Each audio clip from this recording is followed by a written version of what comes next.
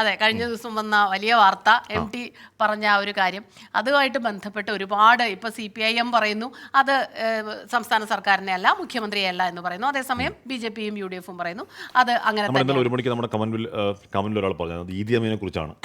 ഞാനും അതാ പറയാൻ വന്നേ, വാസ്കോഡഗാമ പറയാണ് കാർട്ടൂൺ, അത് എന്നെ പറ്റി തന്നെയാണ്, ക്ഷമിക്കണം എന്ന് പറയുന്നു.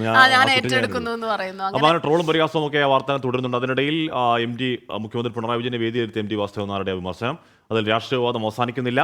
MT ഉന്നമിച്ചത് CPMനെയും മുഖ്യമന്ത്രിയുമാണെന്ന് ആവർത്തിക്കുകയാണ് UDFും BJPയും. പ്രതികരിച്ച് വിഷയം അങ്ങനെ വഷളാക്കണ്ട എന്നാണ് CPIMന്റെ ഒരു തീരുമാനം.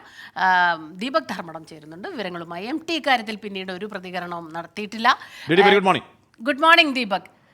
MTയുടെ ഒരു ശൈലി തന്നെയാണ്, ഇനി കൂടുതൽ അതിൽ പ്രതികരിച്ച് അതിന് വിശദീകരണം നൽകി അത് അദ്ദേഹത്തിൽ നിന്ന് നമ്മൾ പ്രതീക്ഷിക്കേണ്ടതില്ല എന്ന് തന്നെയാണ്.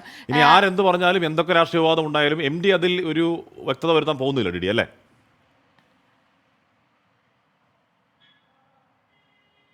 അതുതന്നെയാണ് ആശ്മി, സ്മിത, വെരി ഗുഡ് മോർണിംഗ്. ഏറ്റവും പ്രധാനപ്പെട്ട കാര്യം, ഈ വിവാദമുണ്ടായതിൻ്റെ തൊട്ടടുത്ത ദിവസം തന്നെ ഞാൻ MTയുടെ വീട്ടിൽ നടക്കാവിലെ സിത്താരയിൽ ചെന്നിരുന്നു, പ്രതികരണത്തിന് ശ്രമിച്ചിരുന്നു. പക്ഷേ MT അതിൽ കൂടുതൽ പറഞ്ഞതിൽ അവസാനിപ്പിക്കുന്നു, അതിൽ കൂടുതൽ വ്യക്തത വരുത്താൻ തയ്യാറല്ല എന്നുള്ളതാണ് വസ്തുത.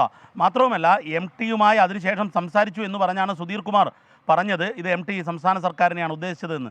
എങ്കിൽ പോലും വ്യക്തത വരുത്തിയിട്ടില്ല എന്നുള്ളത് MTയുടെ മൗനം വളരെ അർത്ഥഗർഭമാണ് എന്ന് വേണം നമുക്ക് വിലയിരുത്താൻ. പക്ഷേ എന്നാൽ MT ഇത് വർഷങ്ങൾക്ക് മുൻപ് തന്നെ രേഖപ്പെടുത്തിയതായതുകൊണ്ട് CPIMന് അല്ലെങ്കിൽ LDFന് ആശ്വസിക്കാം, ആ രീതിയിൽ പറഞ്ഞു നിൽക്കാൻ പറ്റുന്നു. അതുകൊണ്ട് തന്നെ ഈ വിവാദം കണ്ടെയ്ൻ ചെയ്യുക എന്നുള്ളതാണ്, അതായത് തുടർന്ന് കൊണ്ടുപോകേണ്ടതില്ല, നമ്മുടെ ഇനി പ്രതികരിക്കേണ്ടതില്ല എന്നുള്ളതാണ് CPIMൻ്റെ തീരുമാനം.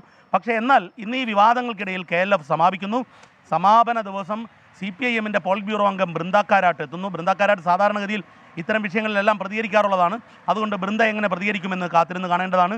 മന്ത്രി മുഹമ്മദ് റിയാസ്, സംസ്ഥാന സെക്രട്ടേറിയറ്റ് അംഗമായ മുഹമ്മദ് റിയാസും ഇന്ന് ഈ പരിപാടിയിൽ പങ്കെടുക്കുന്നുണ്ട്. റസൂൽ പോക്കുട്ടി എത്തുന്നു, M1 എത്തുന്നു. സ്വാഭാവികമായും ഇന്നത്തെ അവസാന ദിവസം ഇതിൽ എങ്ങനെ വ്യക്തത വരുത്തൽ ഉണ്ടാകും എന്നുള്ളതാണ്. ആദ്യ ദിവസം തുടങ്ങിയ വിവാദമാണ്, വിവാദങ്ങൾ തീരാതെ പിന്തുടരുന്നു. അതിൽ മാധ്യമങ്ങൾക്കും വലിയ പങ്കുണ്ട് എന്ന് നമ്മൾ സ്വയം വിമർശനപരമായി പറയേണ്ടതുണ്ട്. കാരണം ഈ വിവാദം കെട്ടടങ്ങാതെ ഒരുപക്ഷെ വീണ്ടും വീണ്ടും പ്രതികരണങ്ങൾ നമ്മൾ ചോദിച്ചുകൊണ്ടേയിരിക്കുന്നു. പ്രതികരിക്കാൻ തയ്യാറാകുന്നവർ രണ്ടു രീതിയിൽ പ്രതികരിക്കുന്നു. സാംസ്കാരിക ചേരി രണ്ടായി തിരിഞ്ഞുകൊണ്ടുള്ള ചർച്ചകളാണ് യഥാർത്ഥത്തിൽ KLFലെ ഉദ്ഘാടന ചടങ്ങിൽ മുഖ്യാതിഥിയായി എത്തിയ MTയുടെ വിമർശനത്തോടെ ഉണ്ടായിരിക്കുന്നത്.